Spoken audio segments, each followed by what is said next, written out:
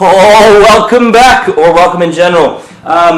Thanks for checking this out. As you know, I love all things drums. I'm a huge drum nerd. I'm also a huge fan of the Foo Fighters, specifically Taylor Hawkins. He was great with Alanis Morissette. He's been phenomenal and incredible with Foo Fighters. So I've just heard that they released a new single, Shame, Shame, and it was, I say premiered, it was put out on their live performance on Saturday Night Live. And I've been listening to it all day. I've been really getting into it, and I'm a huge fan of it. I love it, and I love them, and I love him, the drummer, Taylor Hawkins. So, before we get into this little bit of a review, please understand this is an opinion, so take it for what it's worth, and enjoy. If you're new to this channel, subscribe so you can get more videos like this. You can get some paradiddle diddle groove lessons, you can get some drum beats, you can get some covers, you can get all things based on drums and the nerdiness thereof. So, straight off the bat, I think the best part, my favorite part about this whole thing is that it's basically all that I've ever preached personally, which is it's a steady groove, it's held down tight, and it feels incredible, and there's no fluff about it. It's literally just the most, I say the most basic, it's not the most basic, there is a bit of technicality to it all, but the concept of it is as basic as it needs to be for the song, and it fits perfectly.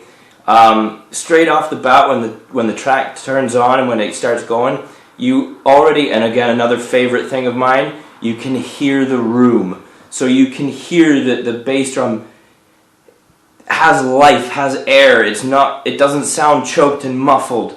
Again, I did a bass drum, pillows in it, pillows out of it, porthole, not porthole videos and stuff. And you can just hear this kind of 60s style, I want to say James Brown approach in terms of just more of a raw sounding drum feel and sound. You can hear the room, you can hear the recording, you can almost feel and hear that you're there, It's a really wonderful thing, and it's not often used in modern music today because most things are very clinically put down and quantized and very, very sapped of all life. And I wouldn't be at all surprised, knowing what I know about Dave Grohl, I wouldn't be at all surprised if this wasn't recorded on tape and put through in that sense. Probably even without a click track, because they've done that a few times on a few other albums. So, again, straight off the bat, you've got this wonderful room sound. You can hear the room, you can hear the air, the breathability, and the old-fashioned homage being paid to the traditional drum sound. And then again, it just kind of opens up with the drum groove. You got some hi-hat barks, and that's a main staple of the entire groove. It's almost like that is the drum groove feature, the ostinato just being the shh, shh, and so that just continues throughout the groove. That's a big fixture and a feature of the song, because what that then ties into, again, which is what makes this so incredible of a song, is that hi-hat bark is almost like a conversation being played between that and the right foot, which is the bass drum. So you've got the double on the bass drum, and then as the groove continues, then you got that double on the hi-hat. And it's almost like a call and response between the drum set itself, which I think is really, really subtle, but really, really incredible. And it shows that level of drum intelligence that Taylor Hawkins has. It's just fantastic. But what's even better is then that goes even deeper in this onion of this layered of onion kind of groove inception.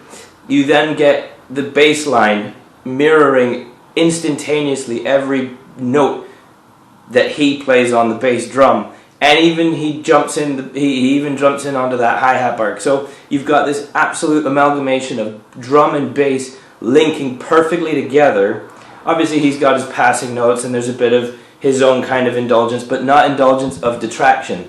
It's a feel, right? So the amazing thing about this is, it's quite consistent through the whole song. It's not like all their other songs where it's kind of manic and crazy and intense. This is a very subtle, subdued, softer song. It does have its peaks and valleys, absolutely, but it starts with that drum groove, it continues with that drum groove, and it ends with that drum groove. And that bass line, even the guitar hook kind of mirrors and responds to that that bass, which mirrors in response to that drum groove. So it's all very connected, very perfectly, and obviously what would you expect? Nothing else but excellence and incredible approach from, you know, Taylor Hawkins and the Foo Fighters. So I'm rambling and waffling. Don't take my word for it. I'll put the link to the SNL performance as well as to the actual audio song video that they've released themselves on their channel. I'll put both links in the description so you can go and check it out. I absolutely by no means have any rights to any of this. I'm just a huge fan, and I want to express my love and appreciation for this song, but this groove. At first, though, what I will say, at first, without seeing the actual performance, there's a fair whack of ghost notes that he's throwing in there, and so initially I thought that it was a bit of a groove that was taught by Yost Nickel, where it's a 16-hand pattern, but instead of playing both hands on the hi-hat, you take the left hand and you bring it down onto the snare, so you get this constant thread of ghost notes on the snare, which is an incredibly funky, really groovable kind of sound, and then obviously you throw that right hand down onto the snare to get the accents. Obviously after watching and analyzing this on the SNL performance, I've seen that isn't happening as such. There are still grace notes, but it's not that 16-hand pattern that I can tell at least. But there are still some tasty little ghost notes thrown in there, and yeah, all I could say really is it's a fantastic song, it's an amazing groove, and I can't wait to learn it myself and get behind the kit. But there you go, that's all I'll say. It's a fantastic single. They're really always pushing themselves to get better and better. Even if it seems like it doesn't sound like what they're usually doing, their genius of subtlety and simplicity and excellent, just kind of emotive songs. That's kind of how they do this. Dave Grohl is an incredible writer, and similarly so is Taylor Hawkins for the drums, for the parts that he writes. So go check it out. I've put it in the description. And that's all there is really to it. Happy Monday, and I hope everybody's doing well in the world. I'll catch you on the flip side. Keep your stick on the ice.